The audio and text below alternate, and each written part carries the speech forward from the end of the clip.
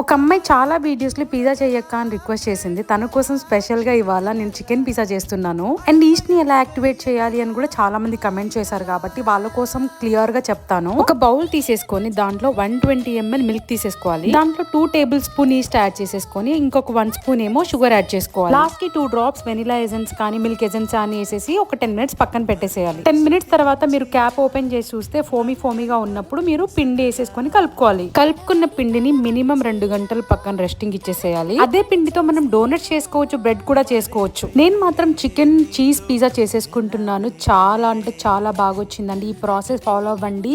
ఎంత ప్లఫీ వచ్చింది తెలుసా కింద. వెజ్ పిజ్జా ప్రాసెస్ కూడా సేమే, కాకపోతే చికెన్ ప్లేస్ లో మనం పనీర్ యాడ్ చేసుకోవాలి. దాంతో పాటు క్యాప్సికమ్, ఆనియన్స్, టొమాటోస్ కూడా యాడ్ చేసుకోవచ్చు. కానీ నేను చేసింది ఏంటంటే చికెన్ చీజ్ పిజ్జా. నా పిజ్జా ముందు డామినోస్ కానీ లేకపోతే పిజ్జా హట్ దేనికి పనికి రాదు అనిపించింది. అంత టేస్టీగా ఉంది. మీకు నచ్చిందా మరి వీడియో?